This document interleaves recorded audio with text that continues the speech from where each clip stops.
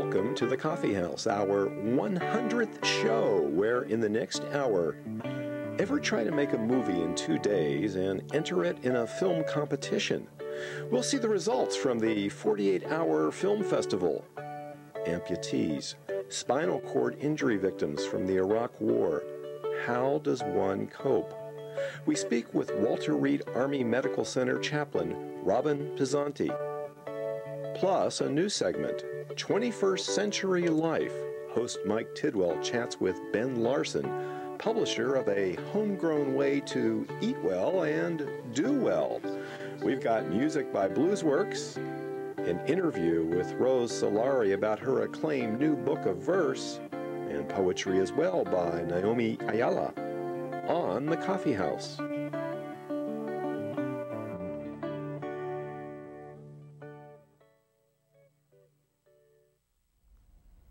Welcome to the forum at the Coffee House.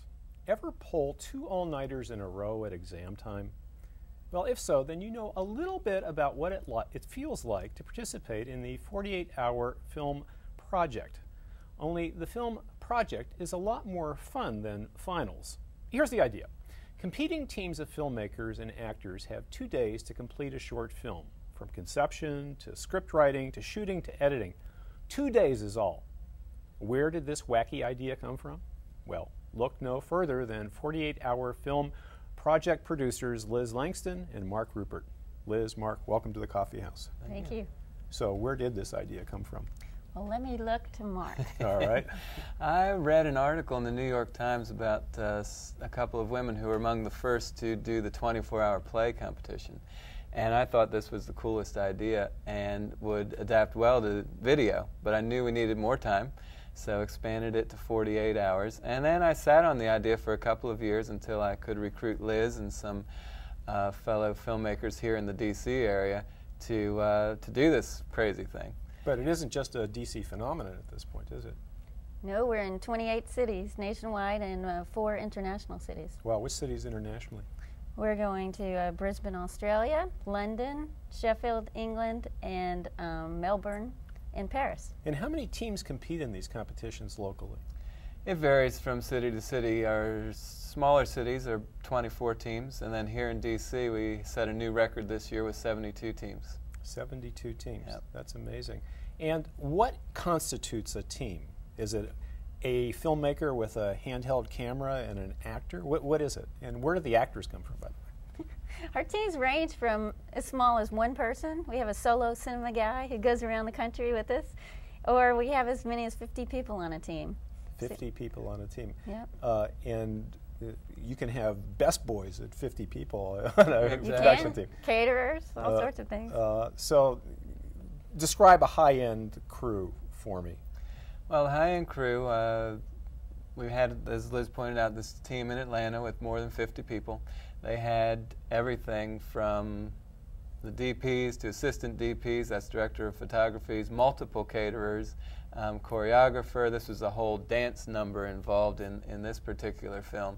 And all of these people were, for the most part, professionals in the video world. And shooting in Digibeta or something exactly. like that, as opposed to mini DV. Right. Yeah. But our competitors really run the gamut. We have the complete novices to the professionals, and most typically the teams are shooting with a prosumer camera using mini DV tape.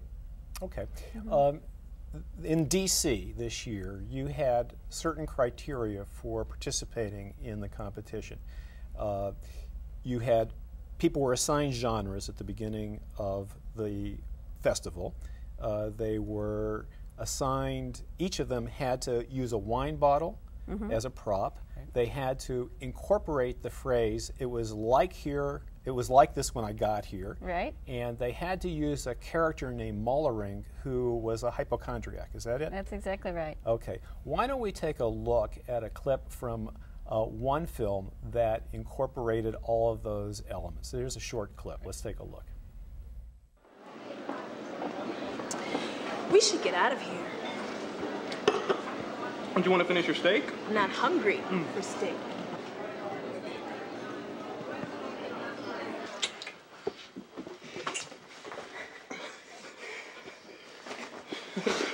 Oh, you're an animal. Oh, you ain't seen nothing yet.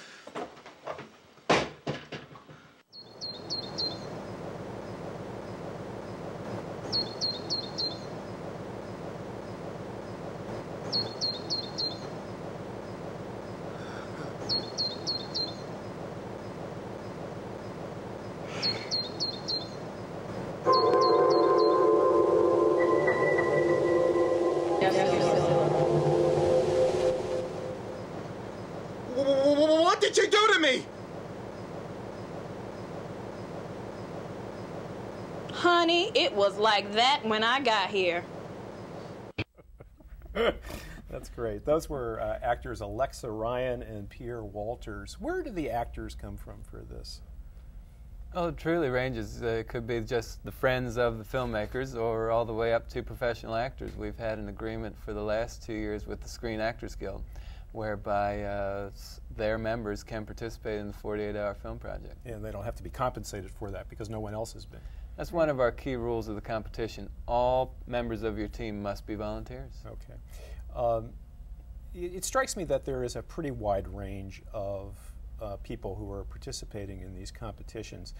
And it would seem to me that that would be a disincentive for people at the starting end of video production to participate. Is that not the case? Do people, when I heard of people who were operating cranes in shoots, and obviously some scenes are really well lit and other scenes look like people didn't realize there are things like lighting kits. Is there any limitation on who can participate? Anybody can take part, and we've had people, like we've had grandmothers and their grandkids do it, we've had teenagers do it, and I think that the reason people do it is because after a weekend they've made a film. So they're in it for the fun. It is a competition, but we call it a project, not the 48-hour film competition, because it's there for the creative energy that people bring to it. It's something more than a family film, though. One can well imagine that people would do this at the kind of Wayne's World effect of sophomoric and watch me on the camera. And I suspect that you get some of those, too. Not too many. It's amazing the level of seriousness that the teams take when they participate. I mean, everybody has a great time, and I think a whole part of it is the fun element. Mm-hmm. We've had countless teams come to us afterwards saying, this was the best weekend of my life, which, really makes us happy to hear. But everyone learns something. We have had teams that their very first year out, their films weren't that good, but as they came back a second and third year, their filmmaking skills really had developed, and they went on to win prizes. Well, let's look at the winner this year. This was chosen as the best film at the festival. It's called Occupational Hazard. It was submitted by the Washington Improv Theater. Mm-hmm. And again, you need a wine bottle, you need a character named Mullering, who's a hypochondriac, and a line, it was like this when I got here. Let's take a look. This job rocks. This place sucks. Yeah, but the job rocks, Yeah. especially with you around. Thanks, man. Bam!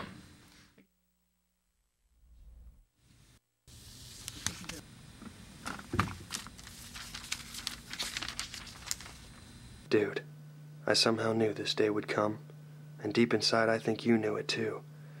I've been promoted. I'm going upstairs. I've been drafted to help fight the company takeover, and I've got to do my duty. Stay strong. All right, soon.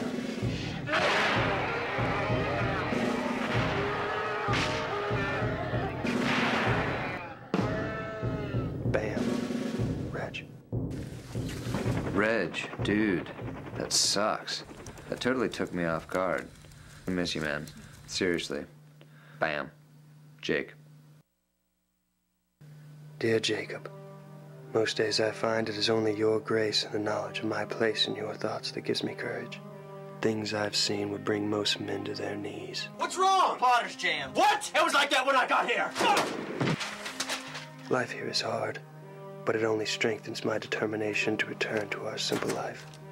Godspeed. Reggie.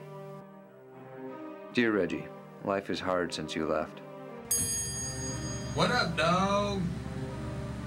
I don't know what's harder, knowing you aren't here or knowing that you're out there, fighting the good fight, while I sit here worried.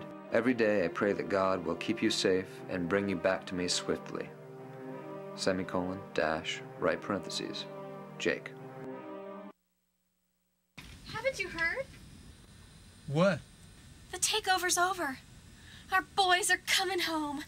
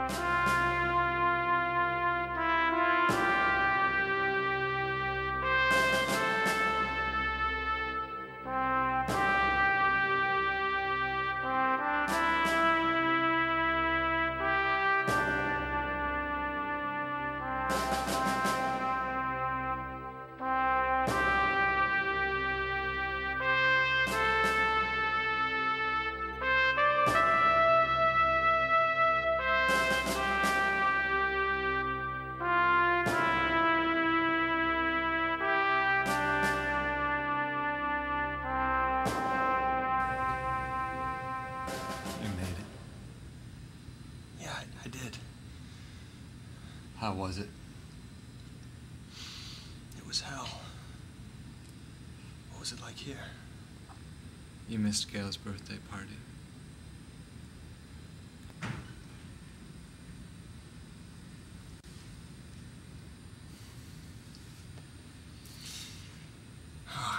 Yeah.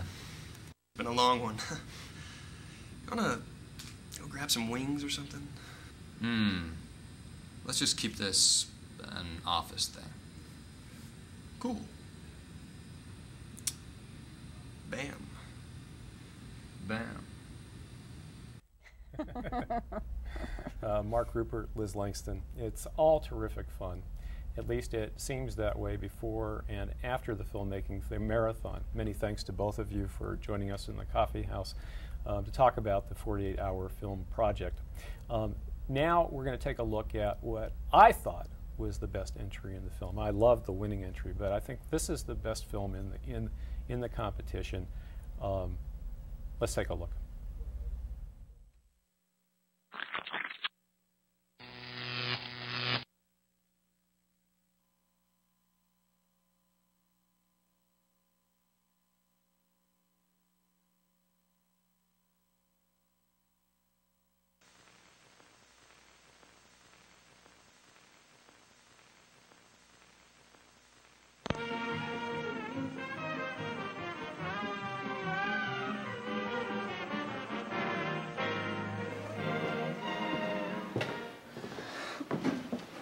Hi, Johnny. I hear you aren't feeling well. What seems to be the problem? I think I have a headache. Are you feeling a sharp pain from your eye down to your elbow? Maybe. I see. Well, it may be just a headache, but it's probably acute cephalocubital hyperalgia. Gentlemen of the pharmaceutical industry, what you've just witnessed is the future of medicine. Suggestive diagnosis with a little help from the American Association of Hypochondriacs. I'm Randall Mullering, President, founding member, and your host today as we explore the exciting new science of hypochondrology. Our mission is to keep a steady stream of new symptoms available to the public and medical professionals. We not only promote faux illnesses, we help create them. Let me show you how it works.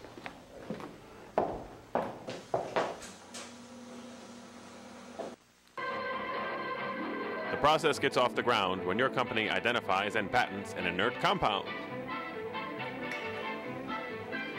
Eureka! Your patent won't make you any money if people don't know they want it. That's where the AAH comes in.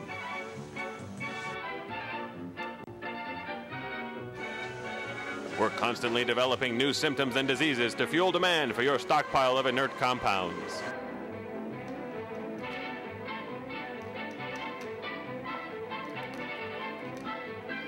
We've assembled the greatest minds in the free world. No reds here. Our techniques are cutting edge. What you see here is just the tip of the iceberg.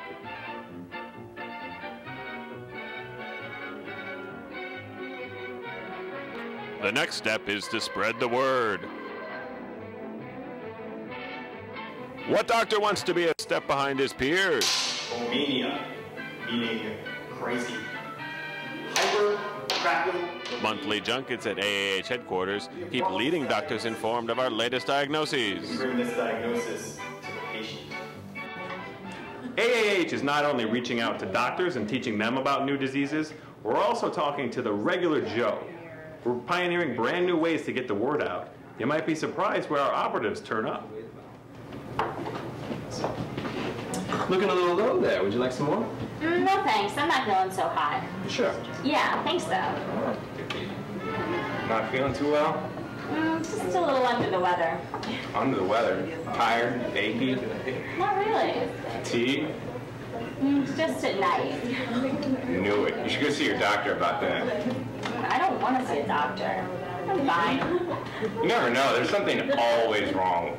Really? Oh, yeah. You get all sorts of diseases these days. From where? It's the jet age. You get diseases from anywhere, all four corners of the globe. Maybe you're right. Definitely right. Now comes the most exciting part. With the potent power of advertising, we can reach directly into the American home, through newspapers and magazines, and one day even through television. Golly, Here's a prototype of what a typical television ad will look like in the future. Anything we can do? I've tried everything. Are you feeling out of step today? Has your rhythm fallen by the wayside? Ba-da-ba-da-ba-ba. Try one or two if you're feeling blue. Try 3 or 4 if you want some more. Or if you want to feel great. Try popping 5, 6, 7, or 8.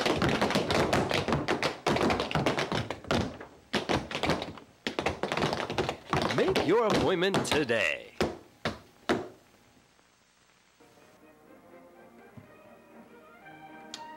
Well, gentlemen, that's our vision.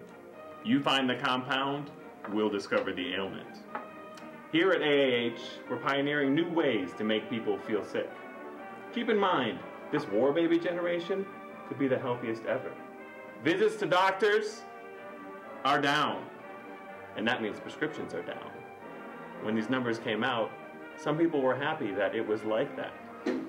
When I got here, I made a commitment to turn those numbers around. Together, the pharmaceutical industry and AAH can make a bold new future for medicine. This film has not been subjected to clinical screenings. The following people contributed to the production and are not responsible for any allergic reactions that may occur: Brad Scriber, Randall Mullering, Jonathan Rucker, boy with headache, Peter Turkletop, AAH rep, James Finn, chemist, Jeff Bergman, physician, AAH rep, Todd Georgelis, AAH researcher, Chris Magnuson, barkeep, Chrissy Ulrich, sick bar patron, Casey Daly, AAH rep and bar, Jeff Bergman, Jamie Broom, Nikki Dietz, Dave Dorio, James Finn, Todd Georgelis, Nicole Nguyen, Johanna Pemberton, bar patrons, Weinberger, Michelle Emerise, Heidi Schultz, tap dancers, Bridget Blair, Amber Whelan, tap dancing pill. Producer, Brad Scriber. Writers, Dave Dorio, James Finn, Wendy Heller, Chris Magnuson, Brad Scriber, Peter Turkledub. Director, Mean84. Directors of photography, Peter Turkledub, Adam Weinstein. Editors, Peter Turkledub, Adam Weinstein, Chris Magnuson, Brad Scriber. Special thanks, Paul, Public Charter School, Chief Ike's Mama Room, Heidi Schultz, Tommy Rucker. This film made as part of the 48-Hour Film Project 2005. This film may be available at a lower price through mail order from Canada. Discontinue viewing if you develop symptoms of hypocrapulomania. Please vote for this film. Please, please, please. Thank you. Welcome to the Willing Spirit at the Coffee House.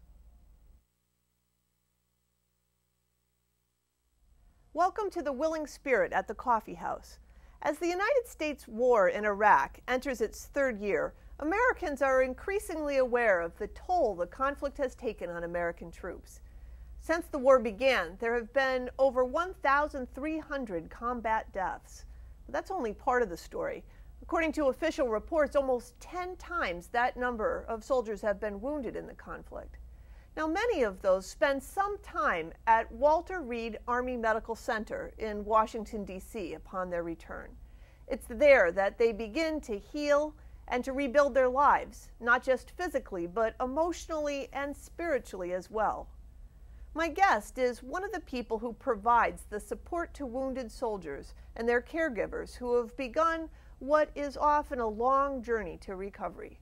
Chaplain Reuben Pizanti has served as a chaplain at Walter Reed for just 2 years now, but his involvement with the military dates back to 1973 when he joined the Navy as a corpsman at the end of the Vietnam War.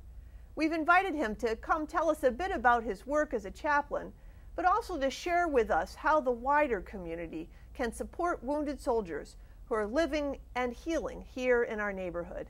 Chaplain Pizanti, welcome to the Willing Spirit. Thank you. Good to be here. Could you tell us, just to start a little bit, about what you see your personal mission is as a chaplain at Walter Reed? What is it that you're there to do?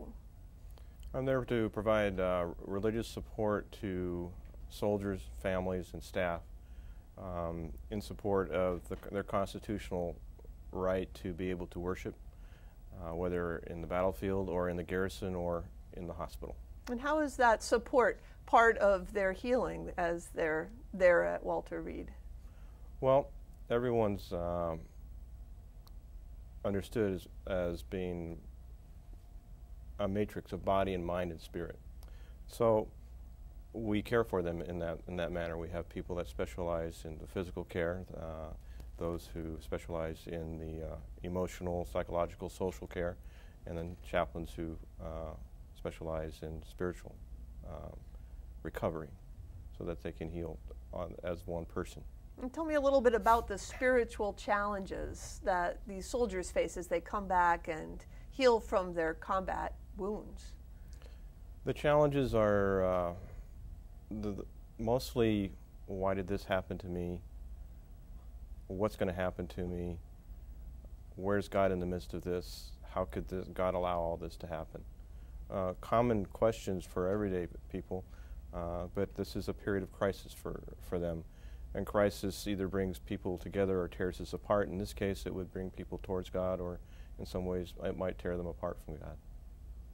And I take it you try to encourage one resolution to that conflict and not the other, or? We provide service to people of faith, or those people that do not have a particular faith background. And it might just be basically providing some type of physical care. Might be providing literature, books, non-religious or religious for people of faith. And that's one way that we start. Mm-hmm. And what do you say to a soldier who's wondering why it all happened to him or to her? I try to find out where they're at, about where they're struggling with that. Usually I'll just listen to their story.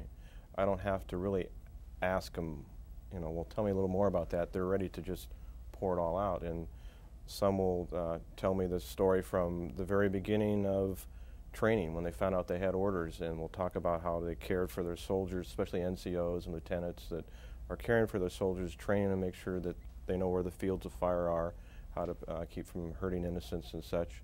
And then crossing from the Iraqi border crossing into the Iraqi border, and then how their people did. And then maybe they'll tell a story of, I've mentioned before, of maybe an RPG, a rocket-propelled grenade goes through one sandbag of the vehicle and through the leg or something, and then it'll lodge over into the sandbag. These soldiers will pick up what's their part of their leg, put it back on, and they'll fight until the mission's accomplished, that everyone survives. And they'll tell me how all those people that they trained and cared for, who were protecting that particular group, will turn in and care for him, and go at great lengths to get his medical care and evacuation and get them cared for. And in telling that story, then I'll go in and ask them, well, do you see God in the midst of this? Could you see God in with the soldiers who turned towards him and cared for him, about the caregivers that were at the hospital and the medical centers? So sort of asking the soldiers to tell their story, to be there to listen, to hear them, describe, just simply sort of what happened and how people responded. That's part of the meaning making, it sounds like. Well, one way we clean wounds is to wash them off and put Band-Aids on them and such. And what we do with wounds in mind and spirit, I would describe as, we clean wounds by telling the story. And each time they tell the story, they're not only telling what happened, but they're saying, I survived. And not only did I survive, but now I'm living and I'm thriving. And yes, I did struggle to know where was God in the midst of this. and at the same time they come to realize that God was with them always. Mm.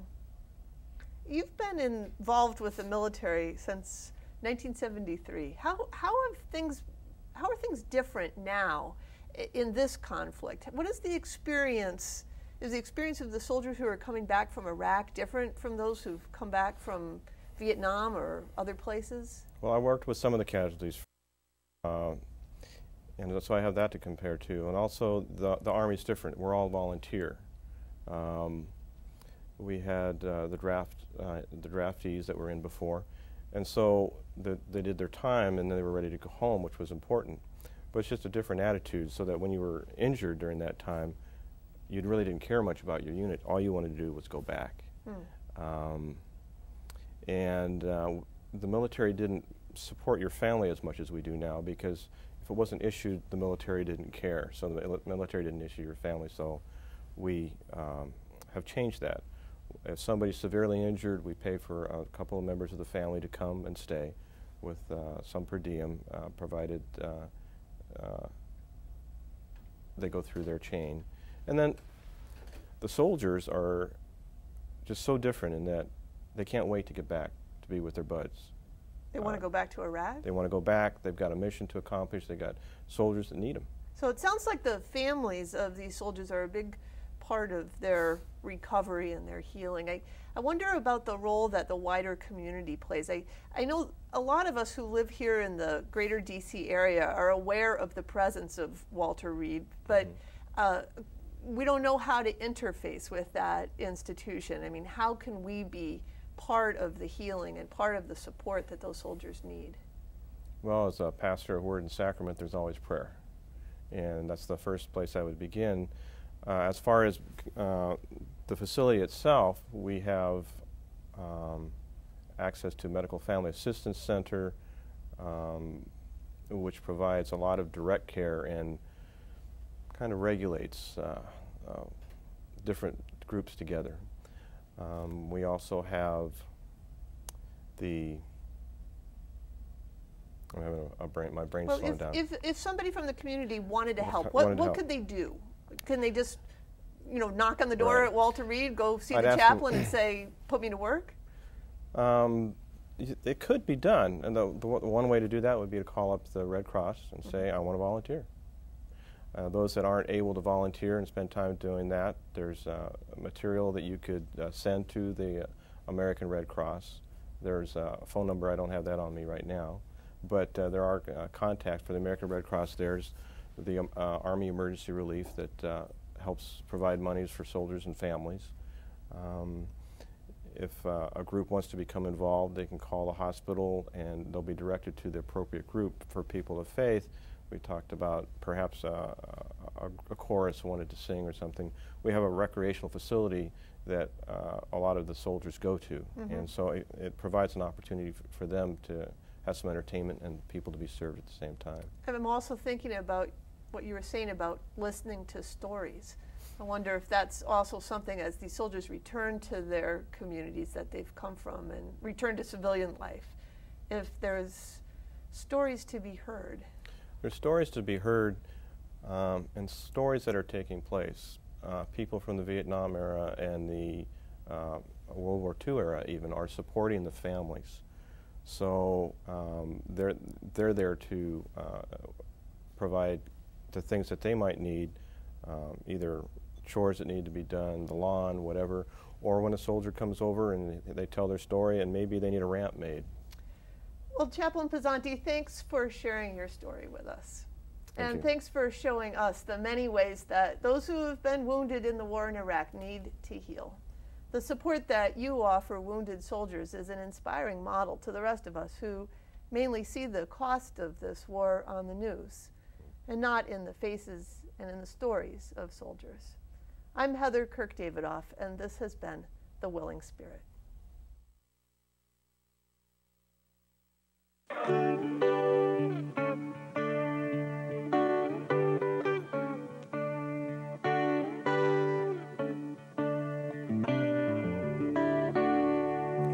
Two blocks away, where yellow cabs speed by without stopping, And the prostitute with the skinny legs asks for a cigarette from under her black giant umbrella. In the corner's great rain, where some children are dangerous, can tell our future, bet on love between broken dreams. I don't know where my hands begin and my heart ends. Oak trees line the sidewalk. Small birds carry spring twigs above fast food waste, and the bold races of rats, like ghosts of a lost memory, point out the day of the week. I don't know where the face of change is not my own face. A cold wind picks up. A man abandons himself to a tambourine and harmonica, not praising, not denouncing, only leaving this place with his sound. I don't know where we will end up and begin, but I want to note that we've been here, that we too were invisible and we too were seen.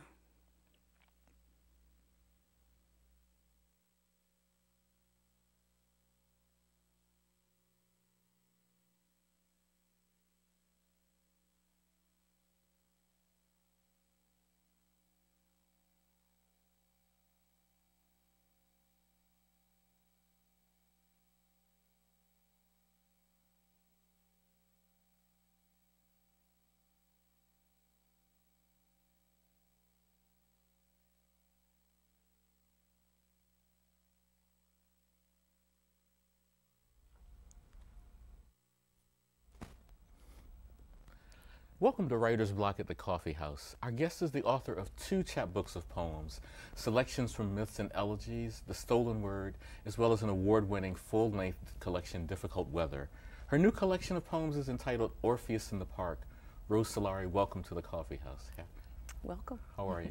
Good. How you doing? Good, good. You're going to start us off with a poem from your book. Right? Yes, I'm going to start off with one of the mythologically based poems in the book. Great. This is called Persephone Knowing. Hungry for it, yes, and wouldn't you be? Her whole short life given to wandering the fields of her mother's will. Everything made to keep her safe, designed for the child she was told to be. No wonder she wanted to break through the close arms of mother love, the fertile land that told her just and only what she was good for. And so she began again in the underworld, stitched a new self from the cloth of her husband's loneliness, discovered her gifts for untangling and deciding. Here, there were mortal pleas that were hers to answer. A boy hunting with song for his dead bride, a woman ready to trade her life for a box that holds infinite beauty, a warrior searching for comrades, finding his mother. These were her people, the maimed, the brooding, the lonely, the desperate. She listened, loving the tellers for their honesty, how they, like her, risked all known worlds for the one beneath their feet. Her visits to the place of her birth were like leaving the soul for the body. Inhaling the too moist scent of land turned for planting, her mother's welcoming embrace, she would long already for her dry home, where death was everywhere, and knowable and sweet. Wonderful, wonderful. That was called, once Persephone Knowing. Okay. There are 3 poems in the book that retell the mythological story of Persephone, the young woman who's kidnapped by Hades, the god of the underworld, and taken to live with him. And then her mother, who is the goddess of the harvest, is grieving so deeply that none of the crops grow anymore. Everyone starves, and eventually a bargain is struck whereby she spends 6 months in the underworld with her husband, 6 months on land with her mother. And it's one of those stories, it's one of the stories that really drew me to writing about mythology. Great, great. Yeah, I actually wanted to touch on that. It's a very intriguing mix, and I know you and I have talked about this prior to your coming on, and you know, thanks again for coming. Tell us how you managed to wed the elements of your book, the elegies and the, as middle school kids would say, kind of the real old school stuff. Maybe that's the ultimate old school stuff. Well, they grew together, and it really mattered to me that they be in the book together. I think what happened is that there was a time in my life, in my mid to late 30s, where my parents both passed away. Several other people I knew died, and also relationships were dying. It was sort of a shifting time, you know. Aspects of myself that weren't really working anymore were passing away. And so I was writing elegies. I was writing poems of farewell for those people and those things. And at the same time, I was finding a great deal of comfort for the grieving in going back and reading the old stories. You know, I went back and reread the Odyssey for the first time in 20 years and fell in love with it. And so those two strands grew together. Reworking the old stories was a way of seeing the situations I was in those terms, and that helped. That was a part of healing in a way. And then, so the two strands grew together, and I became more and more committed to the idea of them being a single book where they weave in and out of each other. I see, okay.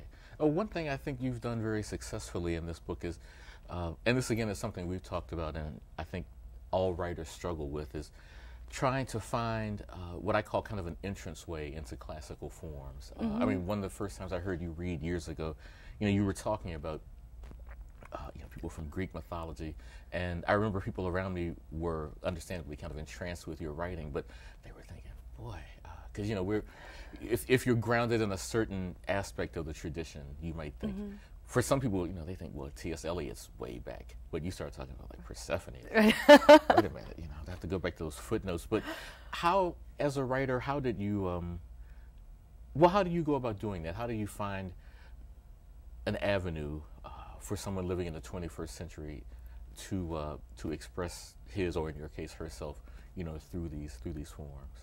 Well, I think that many of the forms already sort of have little doorways in them. You know, many of these stories have entryways. For example? For example, with the Persephone story, we've all, if we're adults, we've all grown up. So we've all at some point had to part with mom and dad and head out on our own. One of the things that I love about the Odyssey is that it begins not with Odysseus, but with his son, who's never known his father because his father's away at war. Well, there are many people who could identify with that. So I think it's a matter of walking through those doorways and opening up the space for people to look at what those stories have to offer. What's been the response to this wedding, if you will? I'll just use that metaphor. Well, you know, that's a funny question because can this marriage be saved? Can it be sustained? Well, the response has been very heartening, I must say, but it's interesting because it was not easy to get the book published. There were publishers who rejected it on the grounds that those two, they didn't see the interweaving. They said, I'd like a book of one or the other, the personal poems or the mythological poems. But now that it's out, and I can hand it to someone, I've gotten some wonderful letters from people who work with myth regularly, like Robert Bly and Marion Woodman, wonderful writers on these topics saying, this is great, I love this, you know. So it's been going well. People seem to be responding. Great, great. Yeah, I think that, you know, again, more than a lot of people I've experienced as both a reader and lover and sometimes writer of poetry, you do manage to find, you know, you see elements of the everyday in these pieces. And I don't know if you've you know, you go to readings, and I think that people feel, in a sense, I think you've demystified those things. I don't know if that's come across to you, but it's kind of like opera, you know, which people think, oh, this is not something I can relate to. But when they find out that these things are about, you know, sex and longing, or as you mentioned, loss, which is such a prominent element in your book, that that it kind of, you know, opens the shutters, as my grandmother used to say. But well, I think some people just have bad teachers, you know, early on in life. They get sent away from certain kinds of classic literature because it's taught badly. Yeah, I've still got knuckle prints from those. Oh, sorry. But see, you should take my class because I love teaching those stories, and I do think I have a way of opening them up so that people will enter them. But you've got to have a teacher who wants you to understand, who's not trying to intimidate you. You know. I agree. Yeah, yeah. Where were you when I was popping pimples and mispronouncing, you know, Persephone? Anyway. I think I was doing the same thing. You probably were. Anyway, before we run out of time, though, I'd love for you to read another poem from the book. Okay, great. There's not enough lyricism in the world, so alrighty. Have at it, please. Well, I'll read one of the elegies. And this is a poem called Beach with Oyster Steaks, and it's about being on the beach. And it's a farewell not to a specific person, but to a, well, you'll see. All day my slack-slung chair pushed down and back beneath my weight into the sand. All day I almost left. Too salt, too mean, too much this place. And me reduced, shifting inside an old windbreaker, sunk in myself like an earring dropped and vanishing into the dunes. Still the clouds keep shifting their mighty shoulders. Still the blue-gray water laps in almost predictable rhyme. Two flags slapped by the wind mark oyster beds, drunk on their isolation, almost outside of time. It can take a long time to love what you're given. It might take all you have not to ask for more. The waves in their 2/4 time won't ignore my weakness or clap for my luck. I'm lucky to have them anyway, ready to sing into oblivion whatever it is I came here to give up. Wonderful. As we used to say in the Baptist church, sang girls. Quickly tell people where they can get your book. The book will be available on Amazon shortly, but is available now on my website, which is www.rosesolari.com. Locally, it's available at Olson's Books and Music, which is a great independent local chain. But right now, the easiest way to get it is on my website. It will be on Amazon soon. Great. Wherever fine books of poetry are yeah. sold. And certainly that's true in case of your website. Thank you very much. Thank you. Orpheus in the Park. I'll look differently. I'll check those benches when I'm walking through from now on. There you go. Thank you again. Thank you. Right. Thanks to Rose Solari, author of Orpheus in the Park. For Writer's Block, I'm Reuben Jackson.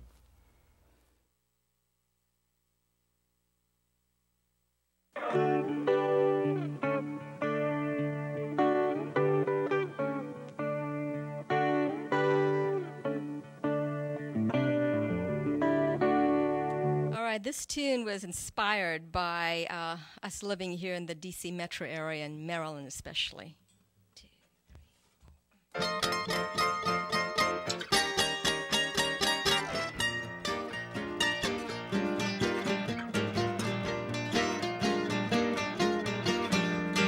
Gotta do this, I gotta do that. Gotta do this, I gotta do this and that. I do the runaround. Run around, run around, run around, run around, praying I don't lose my mind. I got 2 great kids, a big dog and a cat.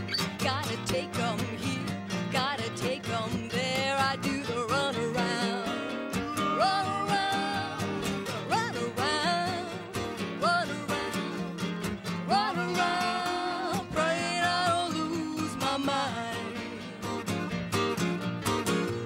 What happened to the days time was on my side? The good old days could rock and roll all night. Now I get high when I sip my tea. Be alone and just be with me. I got a spouse, got a job, got a house and 3 cars. Got everything I want, but I'm all fussed up. I do the run around. Run around, run around, run around, run around, praying I don't lose my mind. Oh, let's run around.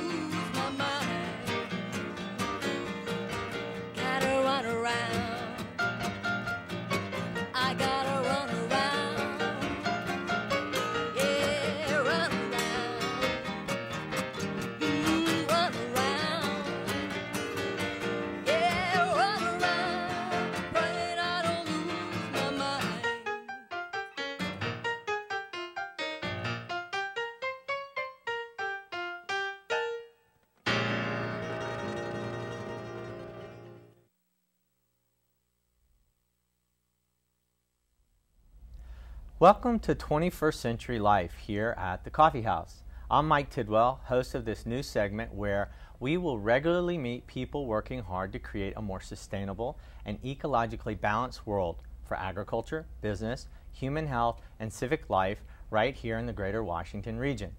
In this inaugural show, we're going to look at food. The combined forces of globalization, fast food culture, and poor environmental stewardship have sent the great food traditions of the Chesapeake region into rapid decline, just like the ecosystems that once sustained them. But can an exciting new magazine change all that? Well, Ben Larson, editor of the newly launched publication Edible Chesapeake, thinks it's possible. Want to know how to bake delicious Potomac shad atop cedar wood planks? Want to know how to savor sumptuous seasonal strawberries from the Eastern Shore? Do you want to join regional organic food movements here in this region? Well, Edible Chesapeake could be for you. Ben Larson, welcome to Coffee House. Well, thanks, Mike.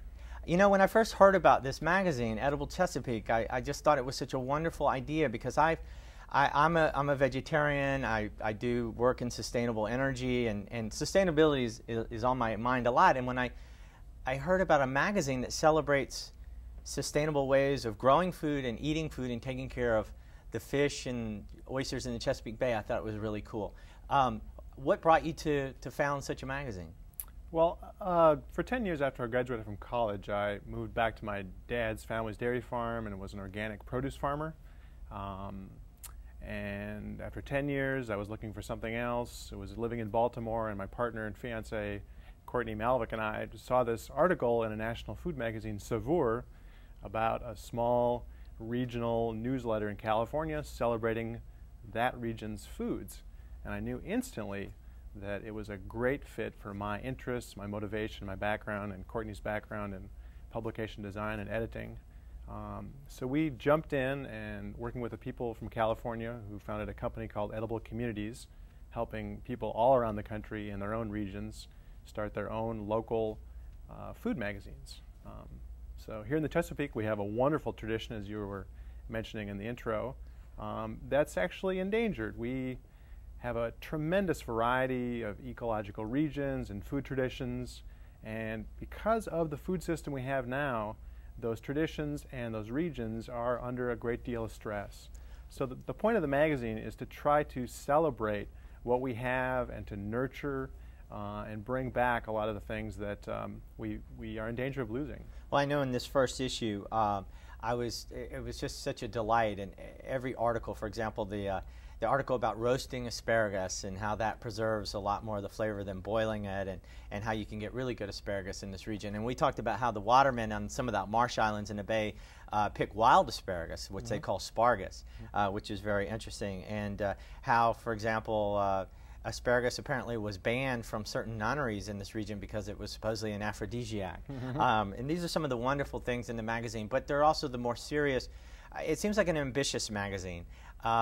Is it possible to get people to turn away from the fast food and the globalized meal where there are 5 ingredients? Typically on every American meal's plate, there are 5 ingredients, or there are ingredients from 5 different countries now. Do you think it's possible through a magazine and starting this conversation, as you call it, to get people to begin to return to regional, seasonal, organic foods? Well, you know, the show is about the 21st century. And, you know, I think it's going to take a long time, and it's not for everyone. But I think there's a dawning realization in this region, in this country, and around the world that what truly matters to people is their region, their family, their own health, the health of their environment. And food is such a natural, easy, lovely, genuine way to bring those things together. You know, we're not alone in this, thankfully. There are so many people working around the region. I know yourself, you've been working on food issues and other issues for a long time. There are chefs, there are watermen, there are grocers, there are people in farmers markets. There is a lot going on around the world and here in the Chesapeake to bring this together. What we say in our first issue is that we're a little magazine, but we have big goals. Well, let's talk about some of the specific ways that we can get back to a rational, sustainable way of raising our food, preserving the land that it's raised on, and keeping ourselves healthy. There's an article about community-supported agriculture. What's that? Community-supported agriculture is Sort of similar to buying a subscription in a magazine. When I was a farmer, one of the biggest challenges was finding a good market for my crops. I had 5 acres of organic produce, and I couldn't sell at the local large supermarket because they wanted things from December to January, and they wanted it in large quantities. So that wasn't a good fit. Farmers markets are great, except if it rains, and in the winter. And so CSA evolved in Europe as a way of connecting small market gardeners with consumers in town who wanted a great source of high quality fresh produce delivered. So the way it works is the farmers talk to the consumers early. This usually happens in January, February, March. And the consumers say, okay, I'll invest in the farm, take some of the risk. I'm not sure exactly what July it will be like, but I'll bet that you as a farmer will do your level best to produce a wide variety of crops, usually fresh produce and also sometimes meats and breads, cheeses, for me and my family. And then what's in season is harvested, distributed to the shareholders or the members of the farm. And it works. And it works. It actually works really well. You know, I've belonged to the community-supported agriculture farm in Prince George's County, Claggett Farm, for several years, and it's just great. We save money and we really enjoy it. There's another article in the magazine about certifying sustainably fished rockfish. Briefly, tell us about that. Okay, we have a number of different departments in the magazine. A number of different departments. One of them, obviously referring to the bay, is the waters. We're working with the editor of the Waterman's Gazette. She writes about water issues, seafood issues, every issue. And the certifying of the rockfish is an attempt by the state of Maryland to get an outside body, an international organization, to say, okay, Maryland, you are actually doing a good job maintaining the fishery so that in decades to come, we will have rockfish available to harvest. Because as you know, for a while there, you could harvest no rockfish in the state of Maryland. Well, that's one of the things I love about your magazine, Edible Chesapeake. They're great recipes, they're great anecdotes. It really is a celebration of food and the land, but it also reaches for that theme of sustainability. What is sustainability? I mean, the best definition is, can one generation meet all of its needs for food, for shelter, for clothing, without in any way jeopardizing the ability of future generations to meet all their needs? And I think that that's really what you get at. And the article about sustainably raised or fished shad was really a really good article. You know, one of the things that I liked about this magazine is it seems like it gives people a lot of things to talk about. I know I saw one study that showed that people, consumers are 10 times more likely to have a conversation with themselves, with each other, in a farmer's market than at a supermarket. Have you found that the magazine has sparked conversations, and how's it been received by the 20,000 readers that bought the first issue? Well, we've been really gratified, Courtney and I, because a lot of folks have been very, very excited about the magazine. We've gotten great press, and people are subscribing at ediblechesapeake.com. We're having great support from some of the region's best-known farmers and chefs and writers. It's really, really wonderful to work with so many people who are so motivated, so passionate, and come from so many different backgrounds. You know, in a given day, I'll be talking to a chef, a farmer, a media person. And it's just great to work with all these people and to find the common ground where these different disciplines and different backgrounds and different concerns come together. And if there's a restaurant owner who wants to sell organic food and hook up with a farmer, or there's anyone who's just interested in a magazine, what's the website again? It's ediblechesapeake.com. And how many kinds? There are a number of magazines like this around the country, right? Right. This is a trend, sort of in regional food.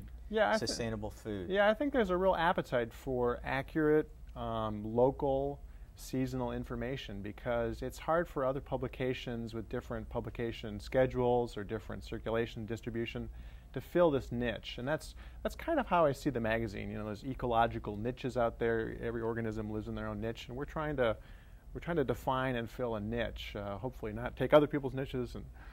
And when will the next issue be out? It's published quarterly. So our first issue is in April, the spring issue. The summer issue will be in June. The fall issue will be in September, and then the winter issue will be in November. And it's a point of sale publication, which means that it's available through our major advertisers. At this point, we're distributed in Baltimore, Annapolis, and some on the Eastern Shore. And you can find this at Whole Foods and places like that. And also Grawl's Markets in Annapolis, Baltimore, and then over on the Eastern Shore, and then Belvedere Square Market in Baltimore as well. And a number of restaurants, Tersegal's in Ellicott City, Gertrude's in Baltimore, and now a new advertiser is going to be Equinox in downtown D.C. Wow, you're out there.